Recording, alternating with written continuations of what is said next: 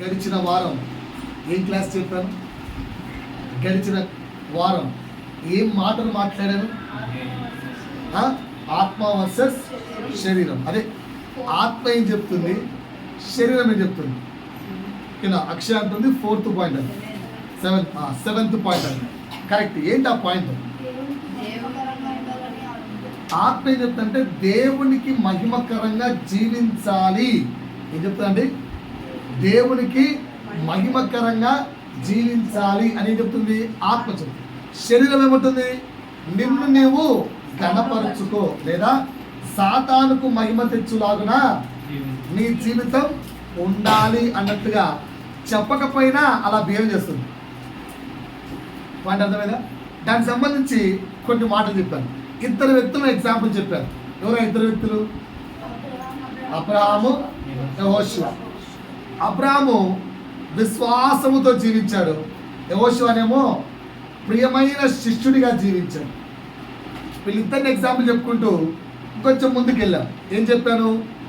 దేవునికి మహిమకరంగా ఎప్పటికీ ప్రతినిత్యం జీవించిన వ్యక్తి ఎవరు? దేవునికి మహిమకరంగా యేసు. సో యేసు లాగా మనం జీవిస్తే మన జీవితం కూడా దేవునికి మహిమకరంగా ఉంటుంది అని కన్క్లూజన్ ఇచ్చి, వచ్చే వారం ప్రభుచితమైతే యేసు ఎలా జీవించాడు, ఆయన జీవితం ద్వారా మనము నేర్చుకోవాల్సిన పాఠాలేంటి, మనము వదులుకోవాల్సిన అంశాలేంటి అని ఈ వారం చర్చించుకుందామని చెప్పారు. అనుకున్నట్టుగానే ప్రభు కృపను బట్టి ఈ వారం మనం అందరం కూడా వాక్యాన్ని వినడానికి ప్రభు సన్నిధిలో ఉన్నాం. కానీ ఒకసారి గట్టిగా హల్లెలూయా చెప్దామా? హల్లెలూయా, హల్లెలూయా. రైట్. ఒకసారి నాతో పాటు వాక్యాన్ని తీయండి. యోహాను సువార్త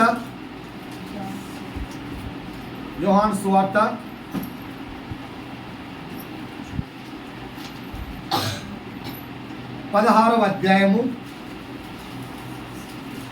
13-14.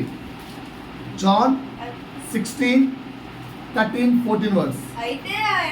అయితే ఆయన అనగా సత్యస్వరూపి అయిన పరిశుద్ధాత్ముడు వచ్చినప్పుడు మనలను సర్వసత్యములోనికి నడిపిస్తాడు. ఈ రోజైనా ఇప్పటి వరకు ఎంత వాక్యం విన్నామా అంటే, దయచేసి పెద్దలు ఎవరు కూడా వాక్యం చెప్పట్లేదు. ఎందుకంటే వింటున్నాం, వదిలేసి వెళ్ళిపోతున్నాం. పిల్లలు రాసుకుంటున్నారు కనుక వాళ్ళన్నా వాక్యం చెప్పగలుగుతున్నారు. అందుకే బైబిల్లో ఒక మాట ఉంటుంది, పిల్లలు పెద్దలకు జ్ఞానము చెప్పును అని. జాగ్రత్త సుమా, ఆ స్థితికి వెళ్ళకండి. వాక్యాన్ని రాసుకోండి మీరు కూడా. ఓకేనా? ఏంటట? పరిశుద్ధాత్ముడు వచ్చినప్పుడు ఏస్తాడు? సర్వసత్యములోనికి మనల్ని నడిపిస్తాడు. సో ఈరోజు మనం యేసు గురించి నేర్చుకోవాలనుకుంటున్నాం కదా. ఇంకొంచెం కిందకి వెళ్ళమ్మా.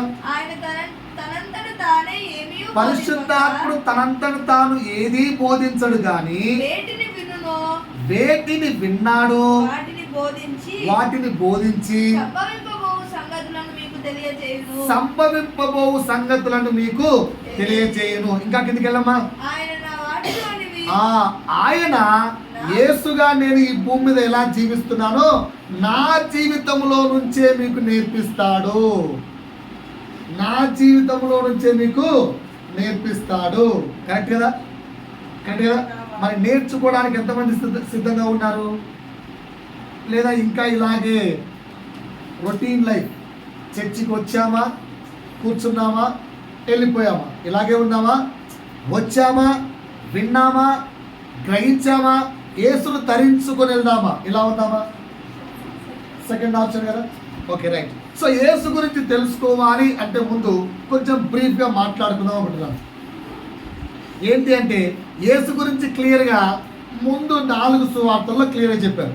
అసలు ఆ 4 సువార్తలు ఏం చెప్తాయి కొంచెం చెప్తాను, రాసుకోండి. ఓకేనా? ఫస్ట్ మత్తయి సువార్త. ఏంటండి? మత్తయి సువార్త. అంతకంటే ముందు ఒక్కసారి నాకంటే దయచేసి యోహాను సువార్త 6:66. యోహాను సువార్త 6:66. అక్కడ ఒక ప్రశ్న ఉంది. అప్పటి నుండి ఆయన శిష్యులలో అనేకులు ఆయనను వెంబడించకుండా వెనక్కి వెళ్ళిపోయారు. నావేం చూస్తున్నారు అందరూ? అప్పటి నుంచి అంటే అక్కడ ఒక సిచ్యువేషన్ ఉంది. ఆ సిచ్యువేషన్ నుండి కూడా చాలా మంది శిష్యులు ఆయన వెంబడించకుండా వెనక్కి వెళ్ళిపోయారు. ఇక్కడ మిగిలిపోయింది ఎంతమంది అంటే 12. ఆ 12 మందిని కూడా యేసు ఒక మాట అడుగుతున్నాడు. కాబట్టి యేసు, మై డియర్ శిష్యులారా, మీరు కూడా నన్ను విడిచి వెళ్ళిపోవాలనుకుంటున్నారా? ఓకేనా? అర్థమవుతుందా? సో ఈరోజు అదే ప్రశ్న దేవుడు మనల్ని అడిగితే పరిస్థితి ఏంటి? విశ్వాసులారా, మీరు కూడా నన్ను వెంబడించాలనుకుంటున్నారా? లేదా లోకములో మునిగిపోయి లోకాన్ని వెంబడిస్తున్న వ్యక్తుల్లాగా మీరు కూడా వెళ్ళిపోయి లోకాన్ని వెంబడిస్తారా? What you will do? శ్రమ వచ్చింది, నన్నే వెంబడిస్తారా? కష్టం వచ్చింది, నన్నే హత్తుకొని ఉంటారా? ఇరుకు వచ్చింది, నన్నే వెంబడిస్తారా? చాలా పరిస్థితి ఘోరంగా మారిపోయింది, నన్నే వెంబడిస్తారా? వ్యసనాలు వెనక్కి లాగుతున్నాయి, అయినా చేయించుకోగలరా? అన్ని పరిస్థితుల్లో నాతో ఉంటారా? లేదంటే వెనక్కి వెళ్ళిపోయిన జనాంగాల్లో ఉంటారా? ఎక్కడ ఉందాం అనుకుంటున్నారు? చెప్పాలండి, ఎక్కడ ఉందాం అనుకుంటున్నారు? ఆన్సర్ చెప్పారండి. యేసుతోనా? లోకములో మునిగిపోయిన వ్యక్తుల్లాగా లోకంతోనా? షూర్. ఏమొచ్చినా యేసే, మరణం వచ్చినా యేసే, ఏమొచ్చినా యేసే. మరి అంశం అయిపోయేలోగా యేసుతో కొంచెం నిదానంగా ధ్యానించుకుంటూ వెళ్దాం. రైట్, కిందికి వెళ్దాం. మరి మత్తయి యేసు గురించి ఏమంటున్నాడు? అక్కడ మీరు నన్ను ఏమనుకుంటున్నారు అంటే పేతురు ఆన్సర్ చెప్పాడు. అలాగే మత్తయి యేసుని ఏ విధంగా భావించి ఏ విధంగా ఊహించుకొని ఆ సువార్త మొత్తం రాశాడో చూద్దాం. మత్తయి సువార్త రాసుకోండి. మత్తయి సువార్త యేసుని ఎలా ఊహించుకున్నాడు అంటే అబ్రహాము కుమారుడిగా ఊహించుకున్నాడు. రాసుకోండి. మత్తయి సువార్త చెప్పే అంశం ఏంటి? మత్తయి యేసును అబ్రహాము కుమారుడిగా లేదా దావీదు కుమారుడిగా చూపడానికి ప్రయత్నించాడు. అది గచ్చి మై పాయింట్ సార్. నా వైపు చూస్తున్నారా? మత్తయి యేసును ఏ విధంగా చూపించాలనుకుంటున్నాడు? అబ్రహాము కుమారుడిగా లేదా దావీదు కుమారుడిగా చూపించాలన్నది చూపిస్తున్నాడు. అది మత్తయి యొక్క ఇంటెన్షన్. అబ్రహాము కుమారుడు ఏంటండి? ఎందుకు అబ్రహాము కుమారుడుగా చూపిస్తున్నాడు? ఓకే, ఫిజికల్గా తీసుకున్న ఆ వంశావళి నుంచి వచ్చారు. రైట్. ఇంకా ఎందుకు యేసును అబ్రహాము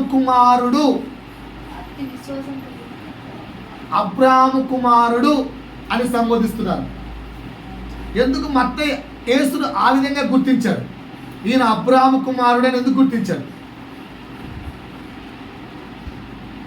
ఎందుకంటే పాత నిబంధన చరిత్ర మొత్తం తీసుకుంటే అబ్రహాము లాగా దేవుని యందు విశ్వాసం వచ్చిన వ్యక్తి లేడు. ఎందుకంటే ఏ ఆధారము లేని సమయమున కూడా దేవుని నమ్మిన వాడు అబ్రహాము. కనుక విశ్వాసానికి కర్త అంటారు. అర్థమైందా? సో అబ్రహాము యొక్క సంతానం అంటే అంతటి విశ్వాసము గలవాడు అని అర్థం. అది ఖచ్చితంగా పాయింట్ సార్.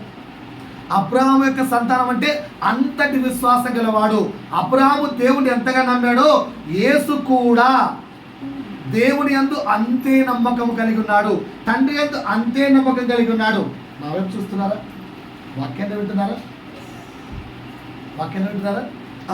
అంతే నమ్మకాన్ని కలిగి ఉన్నాడు అనే వాగ్దానాన్ని నెరవేరుస్తూ మత్తయి యేసును అబ్రహాము కుమారుడు కోట్ చేశాడు. సరే, బాగానే ఉంది. మరి యేసును దావీదు కుమారుడా అని సంబోధించారు, అలా కూడా కోట్ చేశాడు. ఎందుకు?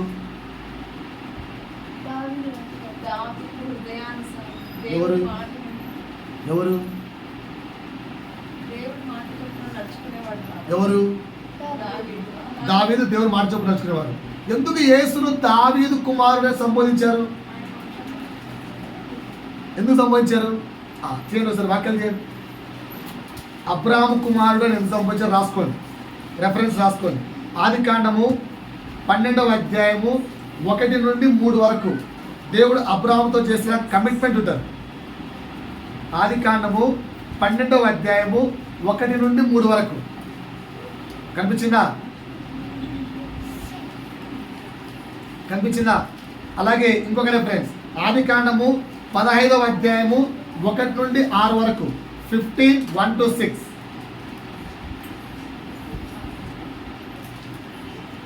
సో యేసు ఇప్పుడు ఎవరండి? అబ్రాహాము కుమారుడు. ఒకసారి నవ్వే అందరూ చూడండి, ఒకసారి నవ్వు చూడండి అందరూ. యేసును మత్తయి అబ్రాహాము కుమారుడుగా గుర్తించాడు కదా. మనమందరం ఎవరు?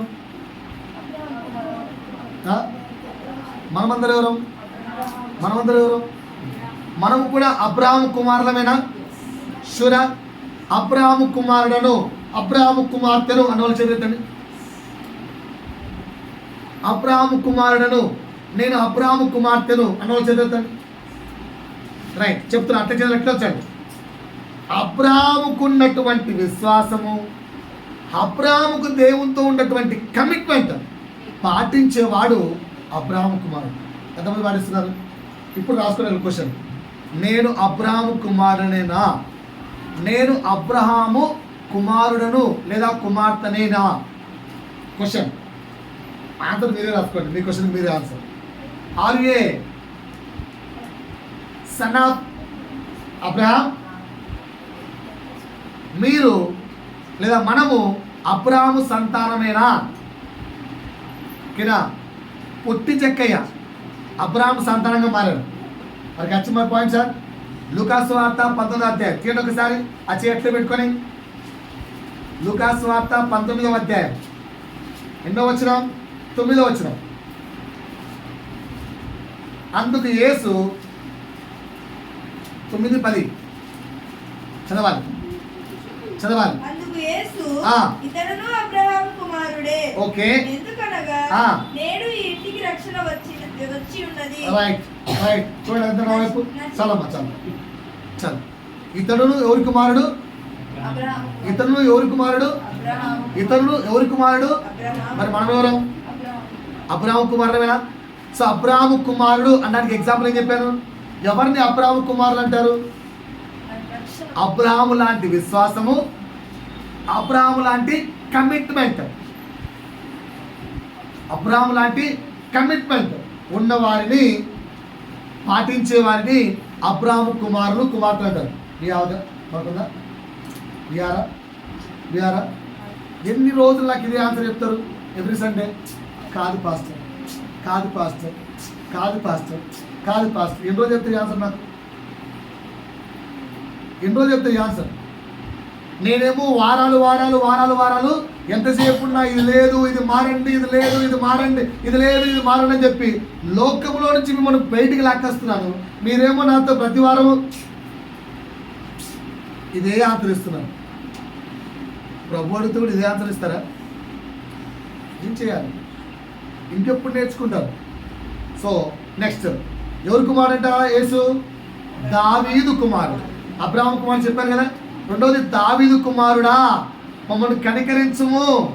దావీదు కుమారుడా మమ్మల్ని కనికరించుము. ఎవరు వేశారు ఆ కేకలు? దావీదు కుమారుడా నన్ను దాటిపోకయ్యా, నజరేతువాడా నన్ను విడచిపోకయ్యా. దావీదు కుమారుడా ఎవరు వేశారు కేకలు? గుడ్డివారు. ఎందుకు వేశారు? యేసును దావీదు కుమారుడిలాగా మత్తయి ఎందుకు చూపించాడు? తెలుసుకోవాలండి ఇవన్నీ. ఎందుకు? రెఫరెన్స్ తీయండి. 2వ సమూయేలు గ్రంథం రాసుకోండి.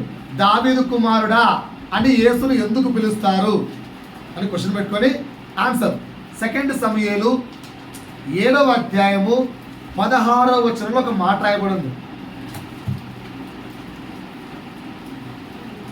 2 సమూయేలు 7వ అధ్యాయము 16వ వచనంలో ఒక మాట రాయబడింది.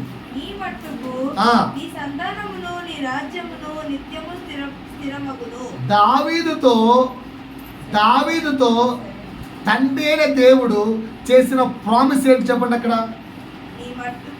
ఈ మట్టుకు నీ 2 Samuel 7:16. నీ సంతానమును నీ సంతానమును నీ నీ రాజ్యమును నిత్యము స్థిరమగును. నిత్యము. ఇది దేవుడు దావీదు తెచ్చిన మాట. దావీదు చచ్చిపోయడం లేదా? దావీదు తర్వాత సొలొమోను చనిపోయడం లేదా? ఓకేనా? ఆ తర్వాత జనరేషన్ వచ్చాయి, చనిపోయారా లేదా? మరి ఆయన రాజ్యము స్థిరంగా ఉందా? అంటే దేవుడు ఇచ్చిన వాగ్దానం తప్ప. దేవుడు ఎవరు వాగ్దానం ఇచ్చాడు? నీ రాజ్యము స్థిరముగా ఉండును. ఇప్పుడు దావీదు యొక్క రాజ్యం స్థిరంగా ఉందా? కానీ యేసు యొక్క రాజ్యం స్థిరమైంది. యేసు యొక్క రాజ్యం ఎప్పుడు పడిపోదు. ఆయన రాజ్యం ఏంటి? పరలోక రాజ్యం. అక్కడ ఆయనే కింగ్. ఆయన రాజ్యాన్ని ఎవరు తొలగించేవారు లేరు, దాన్ని లాక్కునేవారు లేరు, ఎవరు లేరు. ఆయన రాజ్యం నిత్యం. సో నీ రాజ్యము నిత్యం ఉండునని దావీదుకి ఇచ్చిన మాట, ఆ దావీదు వంశావళి నుంచి క్రీస్తు వచ్చాడు కనుక, దావీదు కుమారుడా నీ రాజ్యము నిత్యం ఉంటుంది నాయన, నువ్వు రాజువు. అక్కడ ఇచ్చిన వాగ్దానము నెరవేర్చబడ్డానికి ఆ వంశము నుంచి పుట్టాడు యేసు. అందుకు యేసును దావీదు కుమారుడు అని పిలుస్తారు. అందుకు యేసును దావీదు కుమారుడు అని పిలుస్తారు. సో ఈ విధంగా మత్తయి యేసులో ఈ 2 గుణాలు చూశాడు. మొదటి గుణం ఏంటి? అబ్రాహాము లాంటి విశ్వాసం, అబ్రాహాము లాంటి కమిట్మెంట్. ఒక్కసారి అబ్రాహాము కమిట్ చేసుకుంటే సొంత కొడుకును సైతం, ఒక్కగానొక్క కొడుకును సైతం, నా వైపు చూడాలమ్మా, నన్ను నన్ను నన్ను నన్ను ఏనా అర్థమవుతుందా? సొంత కొడుకును సైతం, ఒక్కగానొక్క కొడుకును సైతం బలి ఇవ్వడానికి వెనుతిరగనంత కమిట్మెంట్. అందుకే చాలాసార్లు పాస్టర్లు క్వశ్చన్ అడుగుతారు, how many want the God want to catch my hand? ఎంతమందికి దేవుడు నా చేయి పట్టుకోవాలి అనే కోరుకుంది? ఎంతమందికి దేవుడు నా చేయి పట్టుకొని నన్ను నడిపించాలని కోరుకుంది? ఎంతమందికి దేవుడు నా చేయి పట్టుకొని ఒక తండ్రి తన కూతురు నడిపించినట్టుగా, ఒక భర్త తన భార్య నడిపించినట్టుగా నా ప్రభువు నా చేయి పట్టుకొని నన్ను నడిపించాలి? ఎంతమందికి ఆశ ఉంది? చేతండి. ఎంతమందికి ఆశ ఉంది? రైట్. ఇప్పుడు పాస్టర్ క్వశ్చన్, అట్లా దించకున్నప్పుడు దించాలండి. విధేయత అంటే ఇదే. ఎంతమందికి ఆశ? అందరికి ఉంది కదా. Same time how many are ready to catch God hand without leaving? ఎంతమంది దేవుని చెయ్యిని విడవకుండా పట్టుకుంటారు? దేవుడి నీ చెయ్యి ఎప్పుడు విడవడండి. God will never leave your hand. దేవుడి నీ చెయ్యి ఎప్పుడు విడవండి. నువ్వు దేవుని చెయ్యి విడవకుండా పట్టుకోగలవా? కష్టం వచ్చింది పట్టుకోగలవా? శ్రమ వచ్చింది పట్టుకోగలవా? పరిస్థితులు మారిపోయాయి పట్టుకోగలవా? విపరీతమైన రోగం వచ్చింది పట్టుకోగలవా? అది పట్టుకున్న నాడు నువ్వు అబ్రాహాము కుమారుడు. అలా పట్టుకున్న నాడు నువ్వు అబ్రాహాము కుమారుడు, అబ్రాహాము కుమార్తె. యేసు పట్టుకున్నాడా? పట్టుకోలేదా? తండ్రిని తన యొక్క 33.5 సంవత్సరాల జీవితంలో ఏ శ్రమ వచ్చినా, ఏ కష్టం వచ్చినా, ఏ వేదన వచ్చినా విడిచిపెట్టినట్టుగా ఎక్కడైనా చూస్తామా? ఈవెన్ చివరికి సిలువలో మరణించినప్పుడు కూడా, నా దేవా నన్నెందుకు విడనాడితివి? నేను నీ చేయి వదలలేదు కదా తండ్రి, నువ్వెందుకు నన్ను వదిలేసావని అడిగాడు. చివరికి దేవుడు యేసు వదిలేశాడు, కానీ యేసు దేవుడు వదలలేదు. పాయింట్ మీకు అర్థమైందా? ఎప్పుడన్నా ఈ పాయింట్ విన్నారా? ఆలోచించండి. దేవుడు అంతటి వాడు, తండ్రి అయిన దేవుడు కుమారుడైన యేసయ్య చేయి వదిలేశాడు. కానీ యేసు దగ్గర ఉన్న ఉత్తమమైన లక్షణం, అందుకే అబ్రాహాము కంటే, మోషే కంటే, పౌలు కంటే, వాళ్ళకంటే, వీళ్ళకంటే, అందరికంటే ద ఫస్ట్ మెయిన్ పర్సన్గా యేసు ఎందుకు మారిపోయాడంటే ఇందుకే. దేవుడు సైతం యేసు చేయి వదిలిపెట్టాడు, కానీ యేసు మాత్రం దేవుడు చేయి వదిలిపెట్టాడు. ఎక్కడే కానీ ఎవ్రీ సెకండ్. ఈరోజు నువ్వు అంతగా యేసు చేపట్టుకుంటావా? అప్పుడు కదా దేవుడు నిన్ను అబ్రాహాము కుమారుడా, నా కుమారుడా అని పిలుస్తాడు. దీనికోసం ఎందుకు ప్రయత్నించట్లేదు? పిల్లలు, మీ ఇద్దరు బాగా డిస్టర్బ్ చేస్తున్నారు మమ్మీ. మీరు వాళ్ళ వాక్ వినాలి. You are not small kid కదా, స్కూల్లో క్లాస్ ఉంటావా? Which class you are? Which class you are? ఓకేనా? నేను స్కూల్కి వచ్చాను అనుకో 6 తీసుకుంటా, టప్ టప్ టప్ టప్ అని అలా ఇక్కడ నిదానంగా. అది ఖచ్చితంగా మై పాయింట్ సార్. మత్తయి దేవుణ్ణి అలా ఎందుకు చూశాడంటే, ఎస్, అబ్రాహాములో ఎంత విశ్వాసం ఉందో యేసయ్యలో అంతకంటే మించిన విశ్వాసం చూస్తున్నాను. దావీదు యొక్క సింహాసనం ఎలాగైతే స్థిరమైందో ఈయన యొక్క రాజ్యము అంత స్థిరమైంది అనే ఈ 2 విషయాలు ఫోకస్ చేస్తున్నాడు మత్తయి. Point number clear. ఇక్కడ నుంచి మనం ఏం నేర్చుకుంటున్నాం? యేసు లాంటి విశ్వాసం మనకు ఉండాలి, యేసు లాంటి కమిట్మెంట్ మనకు ఉండాలి. యేసు ఏ శ్రమలో కూడా దేవుని చేయి ఎలాగైతే విడిచిపెట్టలేదో వి షుడ్ నెవర్ లివ్. మనం కూడా దేవుణ్ణి అలా విడిచిపెట్టకూడదు. అలాంటి జీవితం కావాలి. రాసుకుంటున్నారా పాయింట్స్?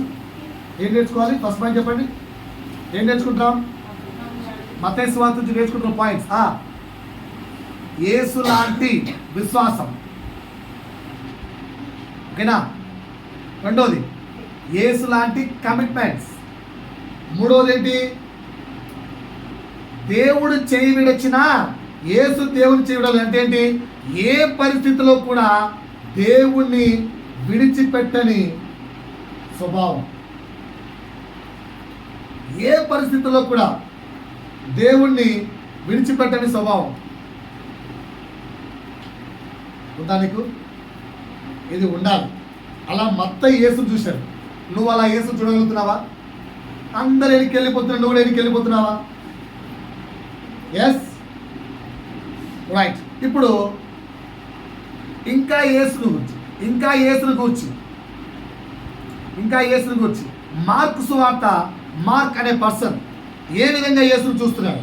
మత్తయి యేసుని ఏ విధంగా చూశాడు, మార్క్ ఏ విధంగా చూస్తున్నాడంటే రాసుకోండి. మార్క్ యేసును దేవుని కుమారుడిగా చూస్తున్నాడు. మార్క్ యేసుని ఎలా చూస్తున్నాడు? దేవుని కుమారుడిగా చూస్తున్నాడు. మత్తయి ఎలా చూస్తాడండి? మత్తయి అబ్రాహాము కుమారుడిగా, దావీదు కుమారుడిగా చూపించాడు. మార్క్ ఎలా చూపిస్తున్నాడు? దేవుని కుమారుడిగా చూపిస్తున్నాడు. హౌ? ఎలా చెప్పగలరు దేవుని కుమారుడని? ఎలా చెప్పగలరు దేవుని కుమారుడని? ఆయన చేసిన అద్భుతాలు, ఆయన చేసిన ఆశ్చర్యక్రియలు, ఆయన దయ్యములతో విడిపించిన విధానము, దయ్యములు సైతం ఆయన గురించి చెప్పిన సాక్ష్యములు రాసుకోండి. దేవుని కుమారుడు అని ఎలా చెప్పగలుగుతున్నాడంటే ఆయన చేసిన అద్భుతాలు, ఆయన చేసిన ఆశ్చర్యక్రియలు, ఓకేనా, ఆయన విడిపించిన విడుదలలు, స్వస్థతలు,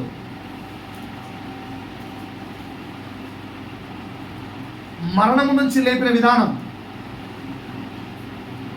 ఇవన్నీ కూడా యేసును దేవుని కుమారుడిగా చూపిస్తున్నారు.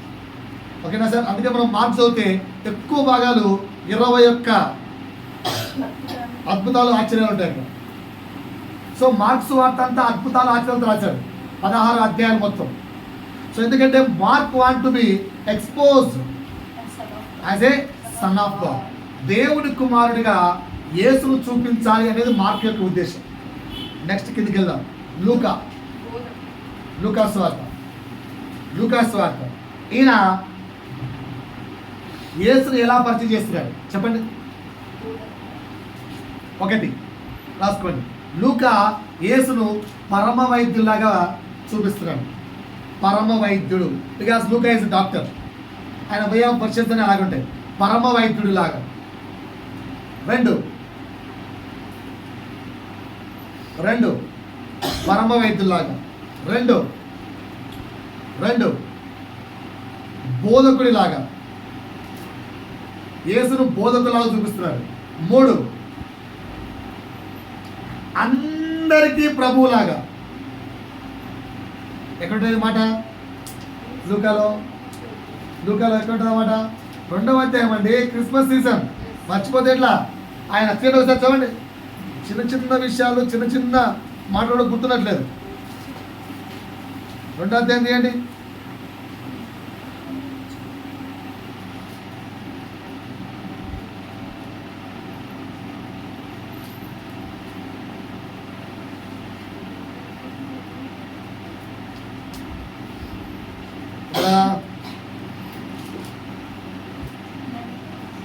Number second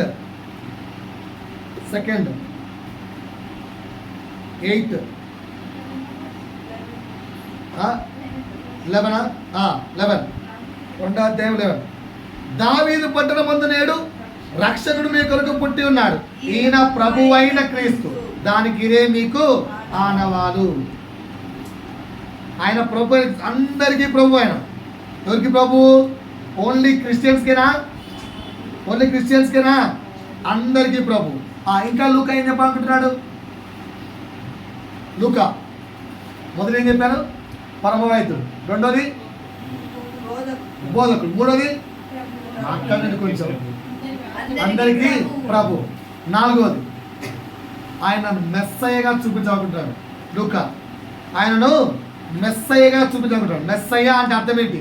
అభిషక్తుడు. మెస్సయ్య అంటే అభిషక్తుడు. ఇంకా యూదులను రక్షించువాడు. మెస్సయ్య అంటే యూదులను రక్షించువాడు, దేవుని దూత. మెస్సయ్య అంటే ఇంకా మహాగణుడు. ఇవన్నీ కూడా మెస్సయ్య అనే పదానికి అర్థాలు. సో లూకా ఏమేం చెప్పాలనుకుంటున్నాడు? మొదటిది ఏంటి? పరమవైద్యుడు. రెండోది ఏంటి? బోధకుడు. మూడోది ఏంటి? సార్ బోధకుడు అని మీరు ఎట్లా చెప్పగలుగుతున్నారు సార్? అందరినీ శిష్యులు తయారు చేసుకోవడంలో మత్తయి ఒక వేళ రాస్తాడు, యోహాను ఒక వేళ రాస్తాడు, కానీ లూకాలో మాత్రం 5వ అధ్యాయంలో కొంచెం డిఫరెంట్గా రాస్తాడు. సో అక్కడ ఒక బోధకుడి లాగా రాస్తాడు, కనుక లూకా బోధకుడిగా చూపిస్తున్నాడు. అలాగే ఇంకేం చూస్తున్నాడు? అందరికీ ప్రభులాగా, ఇంకా అందరికీ మెస్సయ్య లాగా. అది catching my point sir. Next యోహాను సువార్త. యోహాను దేవుడికి ప్రియమైన శిష్యుడు, యేసు రొమ్మును ఆనుకున్న శిష్యుడు. అలాంటి యోహాను దేవుడి గురించి, అంటే యేసు గురించి ఏం చెప్తున్నాడో విందాం. యేసు గురించి ఏం చెప్తున్నాడో విందాం. మళ్ళీ ఒకసారి అందరూ నా వైపు చూడండి. మత్తయి ఏం చెప్పాడు? అబ్రహాము కుమారుడు, దావీదు కుమారుడు. మార్కు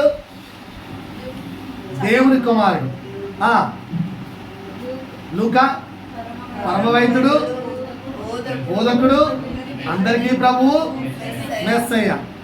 యోహాను సువార్త. యోహాను ఓకేనా? యోహాను ఏం చెప్తున్నాడంటే ఆదియు అంతమునై ఉన్నవాడని చెప్తున్నాడు. యోహాను యేసును ఆదియు అంతములై ఉన్నవాడంటే ఆయనే ఆరంభము, ఆయనే అంతము, ముగింపు, రెండు ఆయనే చూపిస్తున్నాడు. Is the creator and is the destroyer. Both this, అంత రెండు ఆయనే. ఎస్ఐ పాయింట్ అర్థమైందా?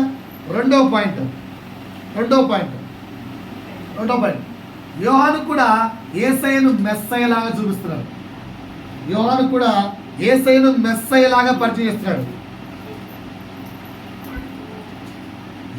ఏ 7 అంశాలను బట్టి యోహాను మెస్సయ్యలాగా చూపించాడు. 7 అంశాలు రాసుకోండి, అది ఓన్లీ యోహాను సువార్తలో స్పష్టంగా ఉంటాయి. 7 అంశాలను బట్టి యేసును మెస్సయ్యలాగా చూపించాడు యోహాను. మొదటి అంశం రాసుకోండి, నీటిని ద్రాక్షారసంగా మార్చడం. రెఫరెన్స్ ఎందుకు రాసుకుంటారు? రెఫరెన్స్ కూడా నీటిని ద్రాక్షారసంగా మార్చడం. మత్తయిలో ఉందా? మార్కులో ఉందా? లూకాలో ఉందా? యోహాను స్పెసిఫికలీ 7 అంశాలను బట్టి యేసును మెస్సయ్య, రాబోయే దేవుని దూత, దేవుని కొరకు పరిచారకుడు, దేవుని యొక్క మహాగణుడు, యూదులను రక్షించువాడు, విమోచించువాడు ఈయనే, రాబోయే మెస్సయ్య ఈయనే, వచ్చిన మెస్సయ్య ఈయనే అని చూపించాడు. దేన్ని బట్టి? మొదటి సూచక క్రియ ఏంటో? నీటిని ద్రాక్షారసం. రెండో సూచక క్రియ ఏంటి? బైబిల్లో ఎక్కడుంది? సరే, మొదటి సూచక క్రియ ఎక్కడ జరిగింది? కానాన్. బా, ఎంత బాగా చెప్పారు. రెండో సూచక్రియ ఎక్కడ జరిగింది? గుర్తులేదు. మొదటి సూచక్రియ ఎక్కడ జరిగింది? కానాన్లో. రెండో సూచక్రియ ఏంటో సార్? మొదటి సూచక్రియ ఎక్కడ జరిగిందో? జాన్ 2, యోహాను సువార్త 2వ అధ్యాయం. కొంచెం రెఫరెన్స్లు రాసుకోండి, గుర్తుపెట్టుకోండి. ఈరోజు ఏదో బైబిల్ క్లాస్ చెప్తుంటుంది నాకు. 2:11 కాదమ్మా, మాకు వచ్చింది 2:1. మూడవ దినమున గలిలయలోని కానా అను ఊరిలో. సో 11 చూడండి. ఇప్పుడు 11 గలిలయలోన కానాలో. సో మొదటి సూచక క్రియ చేసిన ప్లేస్ ఏంటి? కానా. అదే యోహాను సువార్త 4వ అధ్యాయము 54. ఇది యేసు యూదయ నుండి గలిలయకు వచ్చి చేసిన రెండవ సూచక క్రియ. అది ఏంటి? ఎక్కడ? గలిలయ. యూదయలోని గలిలయ వచ్చి చేసిన రెండవ సూచక క్రియ. అది కూడా కానానే. అక్షయ కరెక్ట్. రెండవ సూచక క్రియ అక్కడే. ఏంటి ఆ సూచక క్రియ? ఏంటి ఆ సూచక క్రియ? రోగంతో పాల్పడుతున్న వ్యక్తిని ప్రధాని యొక్క కుమారుణ్ణి స్వస్థపరచడం. ప్రధాన యాజకుడి యొక్క కుమారుణ్ణి స్వస్థపరచడం. రాసుకో 2వ పాయింట్. కానా వచ్చి ప్రధాన యాజకుడి కుమారుణ్ణి స్వస్థపరచడం. ఇది యోహానులో మాత్రమే ఉంటుంది.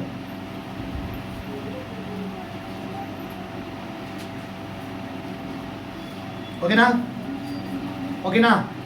అక్కడే 2వ పాయింట్ రాసుకోండి. ఓకే. 3వది, సమరయ స్త్రీకి నేను మెస్సయ్యా అని చెప్పుకోవడం. ఎవ్వరికి చెప్పడు నేను మెస్సయ్యా అని. ఒక సమరయ స్త్రీకి చెప్తాడు ఐ ఆమ్ ద మెస్సయ్యా అని. ఎక్కడున్నమాట? యోహాను సువార్త 4వ అధ్యాయము 25వ వచనం.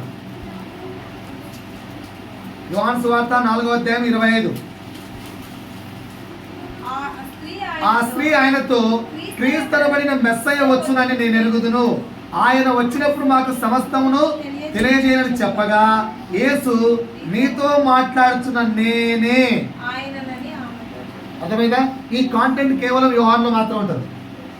సో యోహాను 3వ అంశం ఏంటండి? 7 అంశాలు చెప్పాను. మొదటి అంశం ఏంటి? నీటిని ద్రాక్షారసం. 2, కానా అనే ఊరిలో ప్రధాన యాజకుడి యొక్క కుమారుని స్వస్థపరచడం, లేదా సమరయ స్త్రీకి నేనే మెస్సయ్య అని చెప్పడం. 2వ పాయింట్ రాసుకోండి. 3వ పాయింట్ చెప్తున్నా చూసుకోండి. 3వ పాయింట్, దేవాలయం నుండి వ్యాపారులను చెదరగొట్టడం. దేవాలయం నుండి వ్యాపారులను చెదరగొట్టడం. 2వ అధ్యాయము 13, జాన్ 2:13-22. దేవాలయము నుండి వ్యాపారులను తోలివేయడం లేదా చెదరగొట్టడం. ఏంటంట? ఇది 4-3 4 5వది. ఓకే. సమరయ స్త్రీ కూడా 3వ రాసుకుని 4వది. ఒకవేళ సమరయ స్త్రీ 3 అనుకుంటే ఇది 4. 5 కుంటి వారిని స్వస్థపరచడం. ఎస్, కుంటి వారిని స్వస్థపరచడం. బెతస్తా కోనేరు. ఇది కేవలం యోహానులో మాత్రమే ఉంటుంది. 5వది బెతస్తా. క్లియరా? 38 సంవత్సరాల నుంచి బాధపడుతున్న వ్యక్తి బెతస్తా. రైట్. 6 పుట్టిగుడ్డి వాడికి చూపునివ్వడం. పుట్టుగుడ్డివాడు జనరల్గా కళ్ళు లేని వారికి, కాళ్ళు లేని వారికి బాగు చేసేది లూకా సువార్త ఉంది. కానీ పుట్టుకతో గుడ్డివాడైన ఒక వ్యక్తికి దేవుడు చూపిస్తాడు. ఓకేనా సార్? రైట్. 7 లాజరును బతికించడం. లాజరును బతికించడం మిగతా సువార్తలు ఉంటాయా? లేవు. So by using of this 7, ఈ 7 క్రియలను బట్టి యోహాను యేసయ్యను మెస్సయ్యగా చూపించాలనుకుంటున్నాడు. మాట అర్థమైందా? ఎంతమందికి అర్థమైంది? ఒక్కసారి అందరూ రాసుకుంటున్న పెన్నులు అలా పెట్టేసి క్లోజ్ చేసి నన్ను చూడండి. ఓకే. వాక్యాన్ని నేర్చుకుందాం. ఈ మధ్య ఎట్లయిపోయిందంటే ప్రైమరీ వాళ్ళకి టీచింగ్ ఇచ్చేది ఇవ్వాల్సి వస్తుంది. హై స్కూల్లో నాకు లేదు. మీరంతా ప్రైమరీ క్లాస్ లాగా అయిపోయింది. ప్రైమరీలో డ్రిల్లింగ్ ఇచ్చినట్టు ఏ అని బయటికి వస్తుంది. ఓకేనా? Pre primary. సారీ. రైట్. మత్తయి సువార్త ఏం చెప్పిందండి? యేసును అబ్రాహాము కుమారుడిగాను దావీదు కుమారుడిగా చూపించాడు. రైట్. మార్క్ ఎలా చూపిస్తున్నాడు? దేవుని కుమారుడు చూపిస్తున్నాడు. లూకా పరమవైద్యుడిగా, బోధకుడిగా, అందరికీ ప్రభువుగా, మెస్సయ్యగా. రైట్. యోహాన్ ఎలా చూపిస్తున్నాడు? ఆదియు అంతమునైన వాడని చెప్తున్నాడు. అంటే సృష్టికి ముందే ఉన్నాడు, సృష్టి అంతం వరకు ఉంటాడు. ఆరంభము ఆయనే, అంతము ఆయన. అన్ని పదాలు కొట్టేవాడు. Is alpha and omega. Second point ఏం చెప్తున్నాడు? మెస్సయ్య అని చెప్పడానికి 7 ప్రత్యేకమైన అంశాలు బైబిల్లో కోట్ చేశాడు. అన్ని విన్నారుగా? అన్ని విన్నారా? ఒకసారి గట్టిగా దేవుడికి హల్లెలూయా, హల్లెలూయా, హల్లెలూయా. రైట్. మీకు దేవుడు ఎవరు? అది ఎవరు? ఆయన మిమ్మల్ని కోట్ చేయమంటే ఆయన గురించి ఏం రాస్తాం? మిమ్మల్ని ఒకవేళ ఏదైనా ఒక అన్యుడు వచ్చి నువ్వు క్రిస్టియన్ కదా, నాకు యేసు గురించి చెప్పవా, నువ్వు ఏం చెప్తావు అని అడిగితే ఏం చెప్తావు? నువ్వు రక్షకుడు చెప్తావా? అయిపోయింది. ఎవరికి రక్షకుడు? నీకా పక్కనోడికా? అందరికీ రక్షకుడు చెప్తావా? రైట్. ఇంకా సృష్టికర్త అని చెప్తావా? రైట్. ఇంకా స్నేహితుడు అని చెప్తావా? ఇంకా రైట్. విమోచకుడు అని చెప్తారు. ఇంకా పరిశుద్ధుడు అని చెప్తారు. Right, good word. రైట్. ఇంకా ఏం చెప్తా? ఒకటే వర్డ్, హీలర్, స్వస్థపరచువాడు. రైట్. ఇంకా మీరు ఏం చెప్తారు? స్వస్థపరచువాడు, ఏ శోధమైనా జయించువాడు, చెయ్యి విడువని వాడు. గుడ్. బా. ఇంకా ఇంకా what will say about God? What will say about God? అడిగితే ఏం చెప్పు? పునరుత్థానుడు. రైట్. ఇంకా ఒక బుక్ తీసుకొని, ఒక పేపర్ తీసుకొని రాసి నాకు వాట్సాప్లో పెట్టారు. క్లియర్? రాసి నాకు వాట్సాప్లో. మీకు దేవుడి మీద ఉన్న ఓకేనా? మీరు నవ్వుతున్నారు కానీ మన చర్చ్ ఆఫ్ హ్యుమానిటీ ఫౌండర్ అక్కడ ఉన్న చర్చిలో ఉన్న కొంతమందికి యేసు గురించి మనం అడిగితే మనం ఏం చెప్తాంరా? పేతురుని అడిగాడు, మీరు నన్ను ఏమనుకుంటున్నారు అని. అందుకే ఫస్ట్ చదివించి చెప్పాను నానా. అందుకే అది చదివించాను. సో అక్కడ పేతురు అడిగాడు. చెండు ఒకసారి చూడండి. 6వ అధ్యాయము, యోహాను సువార్త 6వ అధ్యాయము. చెప్పున్నాను. Good, excellent. చూడండి, మీకంటే పిల్లలు బ్రహ్మాండంగా వింటున్నారు. మీరేమో డిస్టర్బ్ అవుతుంది. పిల్లలు బ్రహ్మాండంగా వింటున్నారు. రైట్, గుడ్ నాన్న, good. I will give chocolate. Next week I will give chocolate. Right. సీమోను పేతురు, ప్రభువా, ఎవని యొద్దకు మేము వెళదాము? పేతురు ఏమంటున్నాడు? నిత్య జీవపు మాటలు గలవాడవు నువ్వే స్వామి, నువ్వే దేవుని కుమారుడవు, పరిశుద్ధుడవు, నిత్య జీవం ఉంది. నువ్వు నిత్య జీవం ఇచ్చేవాడవు. మేము ఎక్కడికి వెళ్తాం? ఇక మాకు కావాల్సింది నిత్య జీవం, అది ఇచ్చేది నువ్వే. సో పేతురు ఇదే ప్రశ్న దేవుడు మనల్ని అడిగితే ఏమని కోట్ చేస్తారు? ఎవరు యేసు అంటే ఏం చెప్తారు? అన్నిలకు నీ దగ్గర నుంచి వెళ్ళే సమాధానం ఏంటి? రాసి పంపిస్తారా? ఒక 20 ఎక్స్పెక్ట్ చేయొచ్చా? దేవుడు ఎవరు? ఓకే, నువ్వు ఏమని కోట్ చేస్తావు దేవుడిని? కొందరు రక్షకుడు అన్నారు, విమోచకుడు అన్నారు. ఒక 20 పాయింట్లు ఎక్స్పెక్ట్ చేద్దామా? 20 పాయింట్లు లేదా 40? 20 చాలా? రైట్. ఇక మళ్ళీ బుక్స్ ఓపెన్ చేయండి, టాపిక్లోకి వెళ్దాం. సో ఇప్పుడు ఎన్ని పాయింట్స్ నేర్చుకున్నామండి? మత్తయి నుంచి 3, 2. నెక్స్ట్ మార్కు నుంచి 1, లూకా నుంచి 4, యోహాను నుంచి 2. మొత్తం ఎన్ని అయ్యాయి? 9. ఓకేనా సార్? ఇప్పుడు యేసయ్య గురించి, ఆయన గుణగణాల గురించి ఒక్కొక్కటిగా నేర్చుకుంటూ ఎందుకు యేసయ్య జీవితం దేవునికి మహిమకరంగా మారింది అని ఒక్కొక్కటి నేర్చుకుందాం. మొదటి పాయింట్ చెప్తున్నా ఈరోజు. ఫస్ట్ పాయింట్ చెప్తున్నా. క్వశ్చన్ ఒకటి, if you want right question right down. యేసు జీవితం ఎందుకు దేవునికి మహిమకరంగా మారింది? యేసు జీవితం ఎందుకు దేవునికి మహిమకరంగా మారింది? ఏంటి ఆ క్వాలిఫికేషన్స్ ఏంటి? చెప్తున్నాను. మొదటిది ఇవన్నీ మనలో ఉంటే మన జీవితం కూడా దేవునికి మహిమకరంగా మారిపోతుంది. సో మొదటి చెప్తున్నాను, దేవుని చిత్తమును గ్రహించడం. యేసు దేవుని చిత్తాన్ని గ్రహించాడు అంతే. నువ్వు నేను గ్రహించుకున్నావా? కొన్ని క్వశ్చన్లు వేసుకున్నావా? రైట్, నేను నాతో పాటు మొదటి పాయింట్ చెప్తున్నాను. దేవుని చిత్తమును గ్రహించుట దేవునికి మహిమకరమైన జీవితం. రాసుకోండి ఫస్ట్ పాయింట్. దేవుని చిత్తమును గ్రహించుట దేవునికి మహిమకరమైన జీవితం. ఓకేనా? రైట్. ఒకసారి నా వైపు చూడండి అందరూ. అందరు నా వైపు చూడండి. అందరు నా వైపు చూడండి. అందరు నా వైపు చూడండి. అందరు నా వైపు చూడండి. సపోజ్ నేను ఒక మంచి సైంటిస్ట్, ఒక రోబో తయారు చేయాలనుకుంటున్నాను. ఓకేనా? ఏం తయారనుకుంటున్నాను? రోబో. లేదంటే నేను ఒక మంచి సైంటిస్ట్, ఒక స్పేస్కి వెళ్ళే ఒక ఏమంటారు రాకెట్ కానీ లేదంటే స్పేస్ క్రాఫ్ట్ కానీ శాటిలైట్ కానీ తయారు చేయాలనుకుంటున్నాను. ఓకేనా సార్? నా వైపు చూడండి అందరూ. దాన్ని తయారు చేసినాక ఏదో ఒక దానికి వాడుకుందాంలే అని తయారు చేస్తానా? తయారు చేయడానికంటే ముందే ఎందు నిమిత్తము ఇది అవసరమో ఎరిగి దానికి సంబంధించినట్టుగా తయారు చేస్తానా? ఆలోచించి చెప్పాలా కాన్సెప్ట్. ఫర్ ఎగ్జాంపుల్ నేను చంద్రుడి గురించి తెలుసుకోవాలనుకుంటున్నాను. అది నా పర్పస్. సో ఇప్పుడు నేను తయారు చేసే శాటిలైట్ చంద్రుడి మీదకి వెళ్ళగలిగే శాటిలైట్, చంద్రుడి గురించి మనకు ఇన్ఫర్మేషన్ ఇచ్చే శాటిలైట్ తయారు చేస్తాను. అంతేనా కాదా? లేదంటే ముందు తయారు చేసి నేను తయారు చేశానబ్బా దేనికి ఉపయోగించుకోవాలంటావు?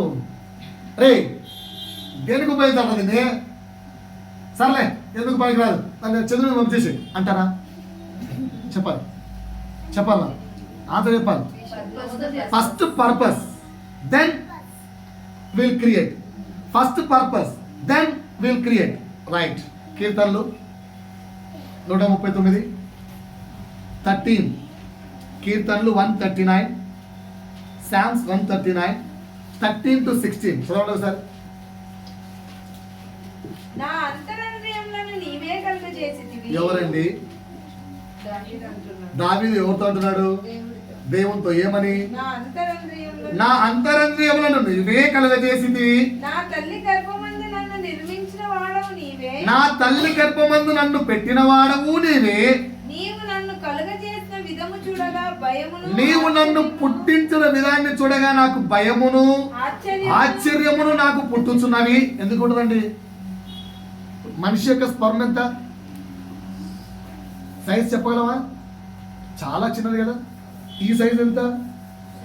ఒక చిన్న ఒక్క స్పర్మ్, ఒక ఓవ్యూమ్, అంతేనా? దాని నుంచి ఇంత పెద్ద బాడీ వచ్చిందంటే భయం పుట్టదు.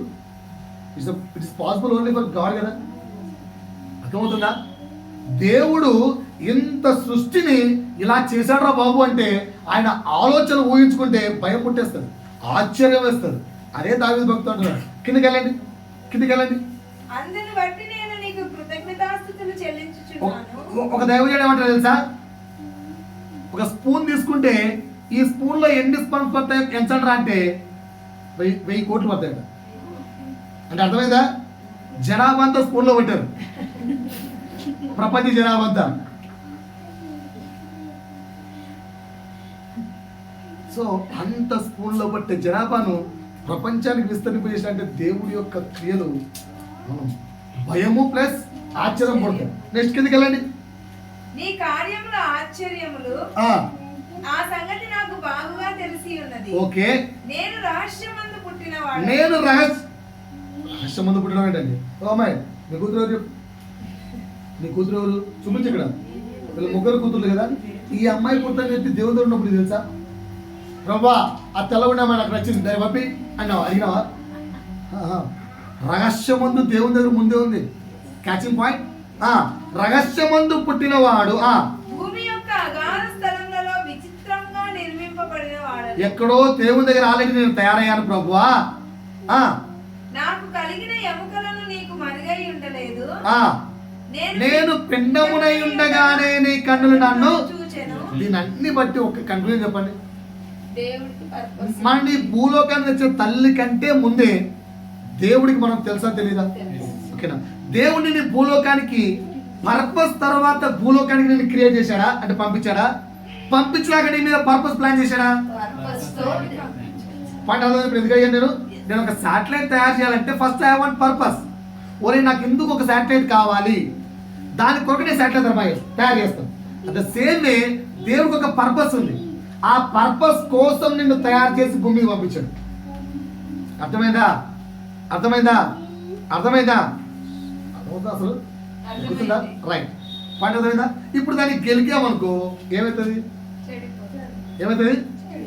ఏమవుతుంది? స్పాయిల్ అయిపోతుంది. సో దట్ అంటే అర్థం ఏంటి? దేవునికి ఆల్రెడీ మన మీద ఒక పర్పస్ ఉంది.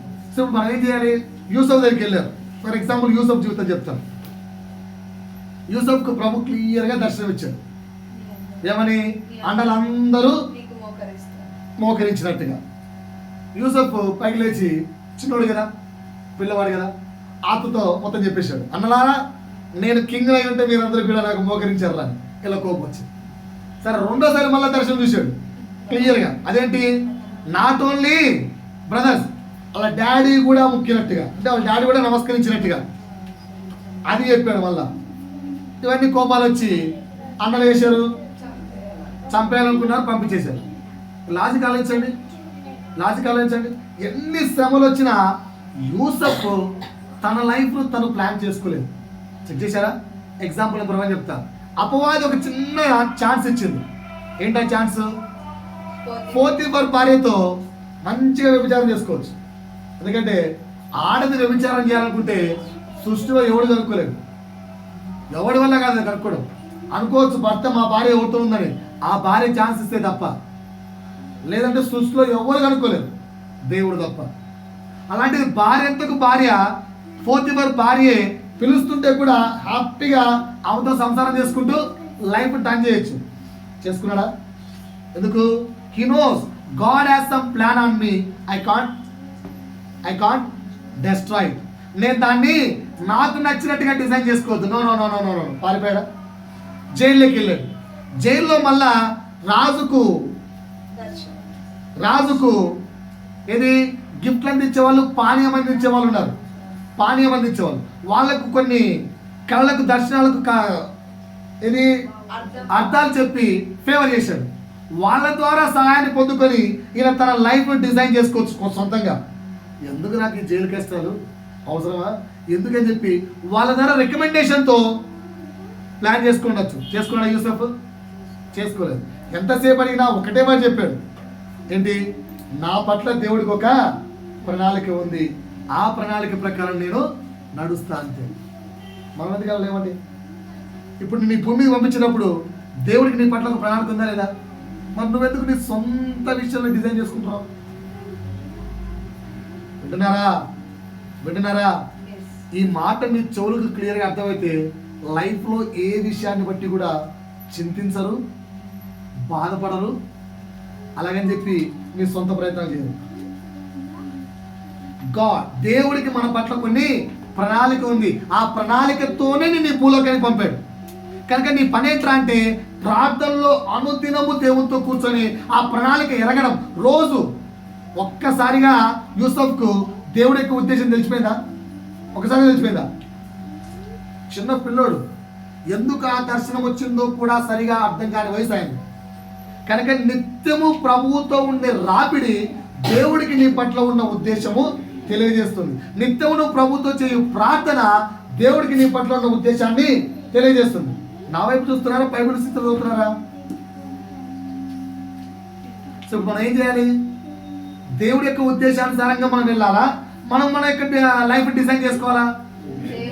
అన్న దేవుడి ఉద్దేశాలు మాకెట్ట తెలుస్తాయి అన్న? కొన్ని ప్రశ్నలు వేసుకొని తెలుస్తాయి.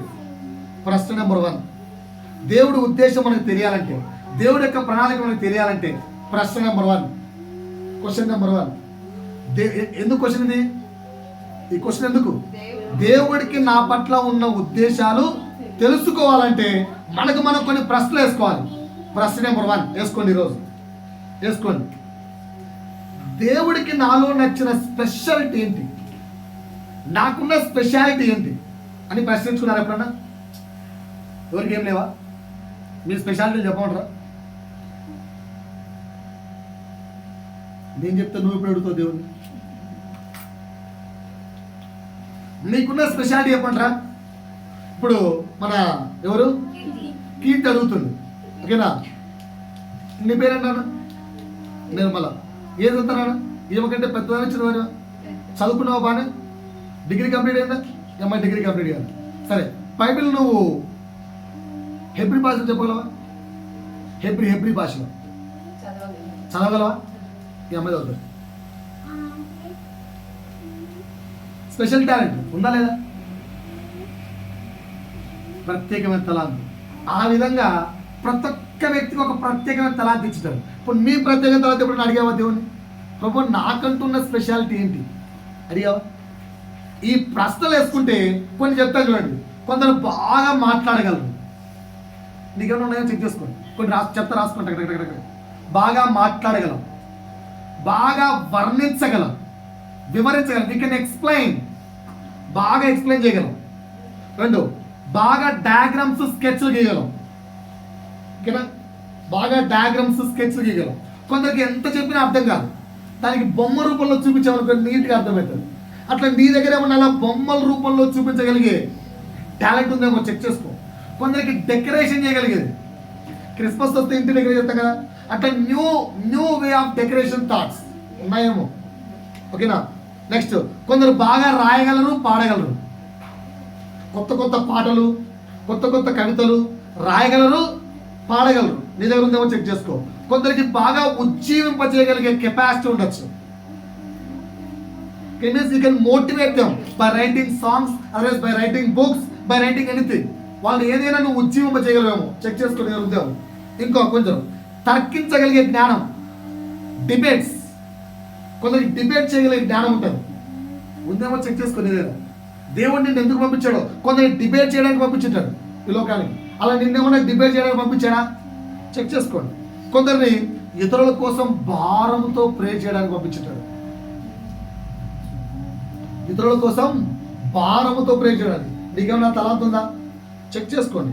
కొందరికి కౌన్సిలింగ్ ఇవ్వడానికి పంపించాడు. ఓకేనా? నీకేమన్నా కౌన్సిలింగ్ కలిగే కెపాసిటీ ఉందా? చెక్ చేసుకోండి. కొందరు పిల్లలకు మాత్రం బాగా నేర్పించగలరు, పెద్దలకు చెప్పలేదు. కొందరికి అదే సండే స్కూల్ టీచర్. కొందరు యవనస్తులకు యూత్ క్యాంప్స్, కొందరేమో వృద్ధులకు, కొందరేమో భార్యాభర్తలకు. ఆ విధంగా నీకు ఉన్న తలాంతు ఏంటో గుర్తించాలి. సో ఎప్పుడు ప్రశ్న చేసుకోండి, ప్రభువా నాకున్న స్పెషాలిటీ ఏంటి? ప్రశ్నతో పాటు కూడా రాసుకోండి, అది నేను నీ కొరకు ఎలా ఉపయోగించగలను. నాకున్న తలాంతు ఏంటి, అది నేను నీ కొరకు ఎలా ఉపయోగించగలను. ఎవరైనా ప్రశ్నించుకున్నారా? నువ్వెందుకు బుక్లో రాసుకోవట్లేదు?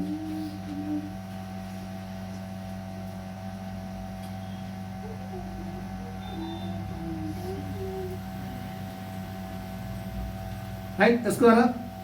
దేనికోసం ఈ ప్రశ్న వేసుకోవాలని చెప్పాను? దేనికోసం నేను ప్రశ్నలు వేసుకోవాలని చెప్పాను? దేవుని చిత్తం నీ పట్ల ఏమై ఉన్నదో గ్రహించుకోవాలంటే ఇలాంటి ప్రశ్నలు వేసుకోవాలి. అర్థమైందా? పౌలు పట్ల దేవుని యొక్క చిత్తం ఏంటి? అందులోకి సువార్త చెప్పాలి. పేతురు పట్ల దేవుని యొక్క చిత్తం ఏంటి? సంఘాన్ని కట్టాలి. అట్లా నీ పట్ల దేవుడి యొక్క ఉద్దేశం తెలుసుకోవాలంటే నిన్ను నువ్వు ప్రశ్నించుకోవాలి. ఫస్ట్, లార్డ్ నాకు ఏం స్పెషాలిటీ ఇచ్చి పంపించావు? ఏంటి నాలో ఉన్న స్పెషాలిటీ అడగండి. అప్పుడు దేవుని చిత్తం నీకు తెలుస్తుంది. రైట్, ఇంకొన్ని పాయింట్లు ఉన్నాయి. ప్రభు చిత్తం అయితే వచ్చే వారం దీన్ని ధ్యానించుకుంటూ వెళ్దాం. ఓకేనా? ఈరోజు ఎన్ని మాటలు చెప్పాను? ఒకటే మాట చెప్పాను. అది 9 సువార్తలు చెప్తున్న ఎక్స్ప్లెనేషన్ అండి. దేవుడి యొక్క జీవితం నుంచి నేర్చుకోవాల్సిన పాఠంలో మొదటి పాఠం ఏంటంటే యేసు దేవుని చిత్తాన్ని ఎరిగాడు. ఈరోజు నువ్వు నేను దేవుని చిత్తాన్ని ఎరిగామా? దేవుని యొక్క చిత్తమును ఎరుగుటయే దేవునికి మహిమకరమైన జీవితము. అర్థమైందా? God bless you all.